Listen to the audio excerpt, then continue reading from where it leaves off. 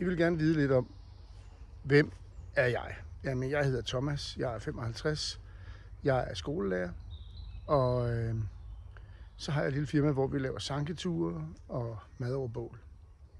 Jeg har lavet rigtig meget bushcraft og været spejderleder og alt sådan noget igennem mit liv.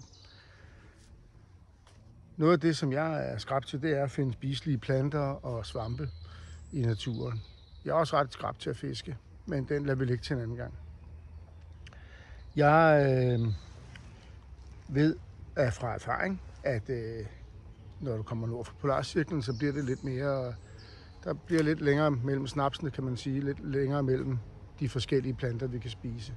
Noget af det, vi kan finde, det er sådan noget som gedehomsen. Den gror helt nordpå os, og er en lækker kilde til mad. Den smager lidt ligesom asparges. Så vil der selvfølgelig være en masse bær. Der vil også være svampe. Noget af det er kantareller,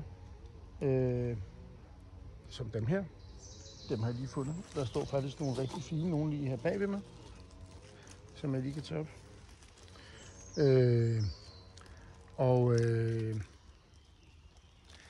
Det er en rigtig god kilde til protein. Der er også en del rørhatte deroppe, hvor vi skal op. Hvis man kommer nord for polarcirklen, især birkerørhat. Og både kantarellen og birkerørhatten egner sig til at tørre. Og det er noget af det, som jeg vil arbejde på, udover at jeg vil fiske. Jamen, jeg kan bygge, jeg kan lave mad, jeg kan fiske, jeg kan sanke, og jeg har ikke noget problem med det. Jeg håber, I vil overveje at tage mig med til Alene i Vildmarken, så ses vi der. Hej!